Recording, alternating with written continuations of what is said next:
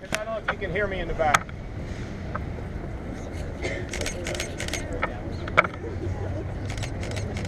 So it was like right when I was talking about God that young man collapsed, okay? But the reason why I tell you that is I want you to have hope that there's something greater than all of us that cares about us. And when you know that, if you believe that, it makes life a heck of a lot better. And I'll give you a little story, okay? Just a little story about this.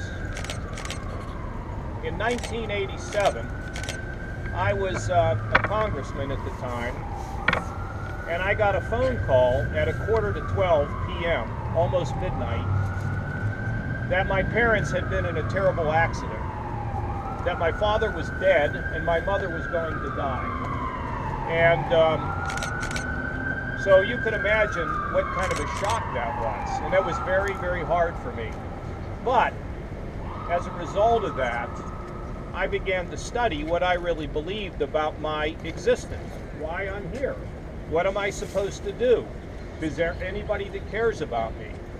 And so that was, let's see, that was 30 years ago.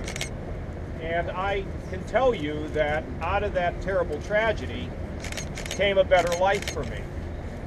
And I would just highly commend it, and hopefully none of you ever have to go through anything like that.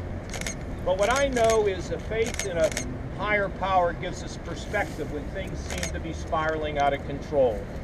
In your home, with your friends, with your family. So that's my little second gift. Nobody's ever been made like you. No one will ever be like you again. You were made special. And that there is a creator who loves you more than you can imagine. Now I'm standing here, and I want you all, before you leave here, this should be a permanent part of every school tour. This is a memorial that we built about 3 or 4 years ago. And it's the Holocaust Memorial. And if you see on the side of this wall, if these press people would move out of the way. Wow. Would you move, please?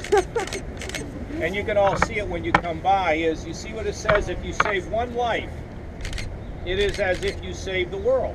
Do you believe that? Yeah. Change one life. Change one kid who's being bullied. You change the whole world. See, we have to believe in ourselves to make a difference. That's what really matters.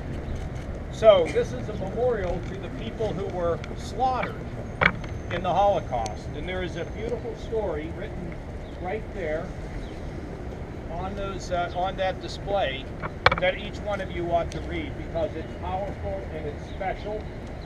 And in the middle of that is the Star of David. You see, when you were a Jew, they put a fake Star of David on you, and it made you a target.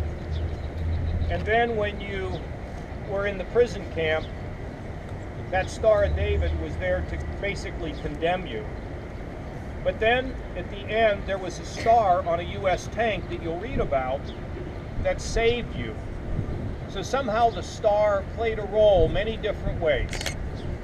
And the reason this memorial is here is because I want all people like you, 8th grade, 9th grade, 10th grade, 11th grade, 12th grade, 5th grade, 6th grade, 7th grade, I want you to understand what can happen if we're not careful.